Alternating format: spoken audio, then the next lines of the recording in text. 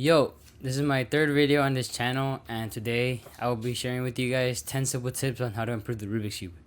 This video isn't for professional speed cubers or world-class cubers. It's more for casuals who really want to improve on the Rubik's Cube. So, whatever it is that you want to accomplish, maybe it's sub 1, sub 30 seconds, I just recommend paying attention to these tips because just me, I'm not too crazy into the Rubik's Cube. I've just practiced over a long period of time, and I've done these things when I had the time, and it really helped me improve in the aspects that I wanted to grow with the Rubik's Cube. For some context, I solved the cube around under 15 seconds, or on bad days under 20. But to each their own, if you solve it to one minute, you solve it in 1 minute, 2 minutes. If you're just starting, whatever these tips are, just implement them, and for sure, they're gonna work. They're gonna work. So here we go. Our first tip is pretty simple. Just learn all your algorithms. Whether you be learning CFOB, the beginner method, or row, the one nobody uses, just learn your algorithms. I can't express enough that once you learn those algorithms, specifically the OLLs, the amount of steps that you skip just by learning the OLLs is gonna make me so much faster. Like for the people who use CFOP, once you learn OLL and PLL and you practice them a bit, you're a lot more faster. You go from like 30 seconds and then you drop down to maybe 20, and then as you improve more, sub 15, just like I am right now. It's not even too crazy to learn all these algorithms. I know for CFOP there's like 80 plus algorithms, and I myself know over 100. But it doesn't take too much time to learn all the algorithms. All you have to do is every now and then sit down, go online, open a spreadsheet or open a YouTube video, and then just watch it. Now, talking about watching YouTube videos to improve on the Rubik's Cube, the second tip is to practice your algorithms with finger tricks. And you could go on YouTube and look up PLL finger tricks with finger tricks, and then just practice them. You don't even have to go by the book when they solve the cube. You don't even have to do like those fancy moves that they do. Just pick whatever is best for you. Time yourself on your algorithms, and then see what works best for you, because everybody has different like hands. Specifically, I have really small hands, but somebody like that's much bigger than me, they will have big hands, and different finger tricks will work for them.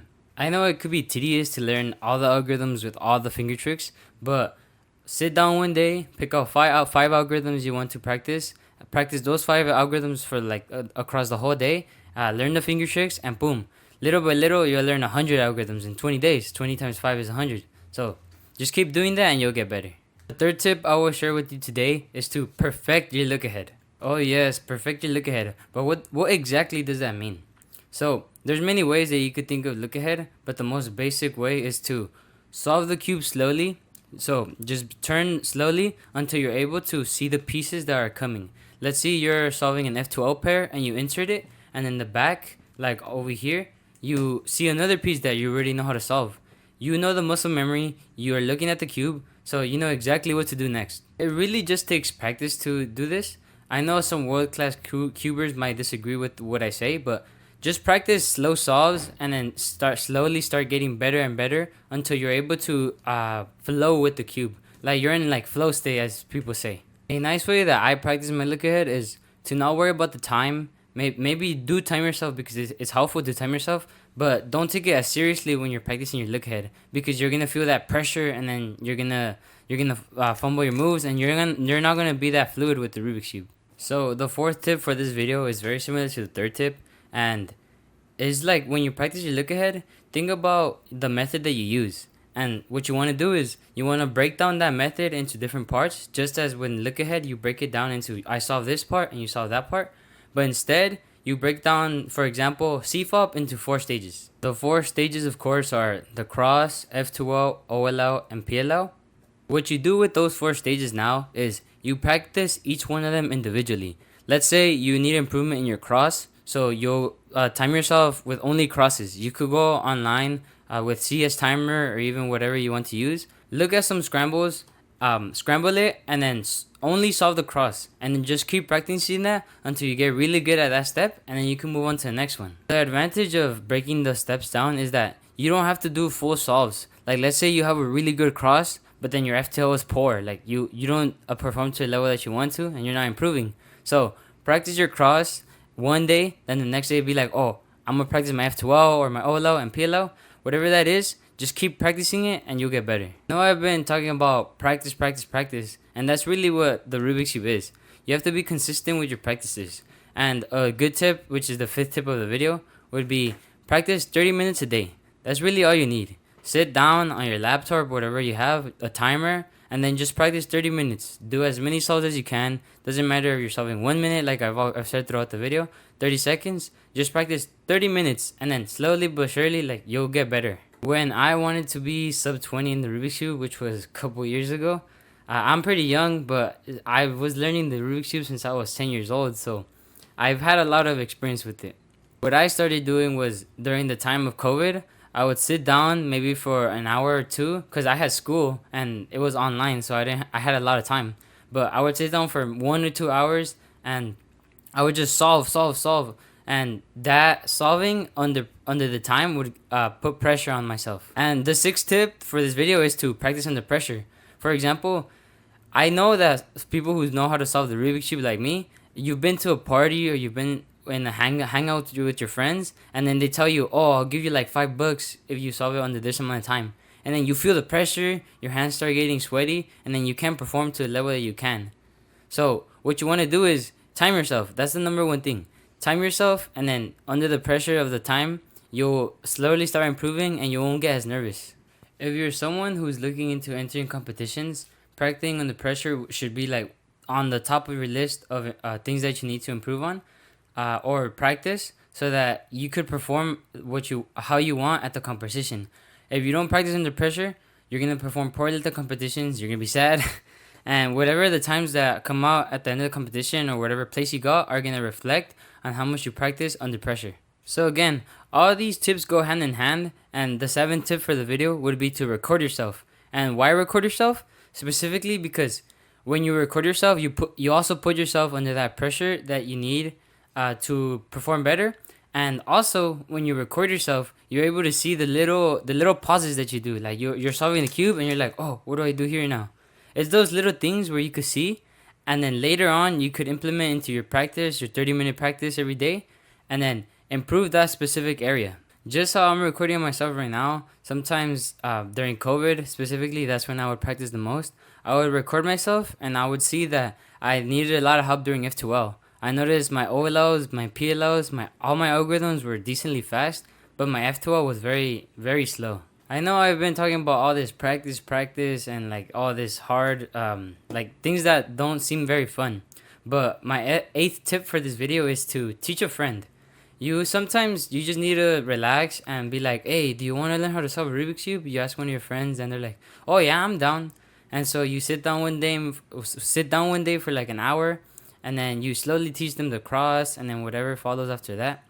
And I find it really fun, and it really helps you divert from trying to improve but showing a friend. But at the end of the day, even just showing a friend will help you improve in the cube. Now that you've showed your friend how to solve the Rubik's Cube, maybe both of you guys really get into like the Rubik's Cube world, and you turn it into a competition basically. And that's the 9th tip of the video, that you should race your friends on the cube. There's no other way to get better than to like promote that competition between you and your friend. Just one day, just sit down and be like, hey, let's practice like this amount. Whoever gets this, whoever solves it faster, I'll buy you like a lunch or something. Whatever it is, just practice with your friend. It'll be a lot more fun than practicing by yourself, and you'll get better. A couple years ago, my cousin also knew how to solve the Rubik's Cube. I didn't teach him, but it just so happened to be that we both learned it. So when I used to go visit him in his house, me and him would race, and we would find it like a nice competition. Maybe we would be solving a 3x3 or a 2x2, or we would do like relays. But I found it really fun, and just doing those little things, it really helped me improve my times. So the last tip, and I believe the 10th tip for the video, it's a very niche one, and it's to practice on big cubes. Specifically, right here I have a 3x3, but let's say a 4x4, 5x5, 6x6. You have to practice the 3x3 stage on the big cube, because it's a lot harder to turn on big cubes because they could get locked up or whatever it is. Maybe you don't have as a good of a big cube compared to your 3x3. This one's pretty good. But let's say you're practicing the 3x3 stage and you're locking up on the big cube. The more you practice on the big cubes, the less you're gonna lock up on this cube. You're gonna be more fluid, you're gonna be more precise. And I don't know why that happens. It just happens to be that when you practice on other cubes, you just get better at 3x3. It seems like every single other cube goes back to this one. I guess it's the main one. But if you don't have a big cube, then just go online, buy one real quick. Maybe learn it if you don't know it. A lot of people who know how to solve cubes, or a lot of people who are into cubes, they have big cubes. So just practice the 3x3 stage. It could even be like, oh, you time yourself with the 5x5 specifically. I'd say that's the best one you should practice on. And then practice the 3x3 stage on the 5x5, and then go back to solving these, and you'll definitely see the improvement.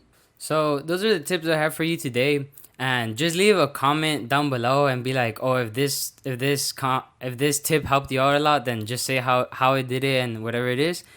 Please give me feedback on the video. This is my third video on the channel, and I'm still very new to filming and stuff. Like right now, I'm just filming in my kitchen, and so I appreciate you getting to this point, and whatever it is that you're trying to improve on, I promise you that just listening to these tips, don't take it too seriously and just have fun with it, because the best way to improve, I believe, is to have fun with the cube.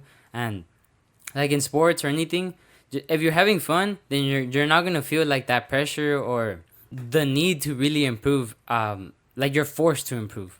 But yeah, that's pretty much it for the video, and subscribe, I don't know, watch this video twice to improve the retention. Whatever it is, just help me out, and I'll see you guys on the next one.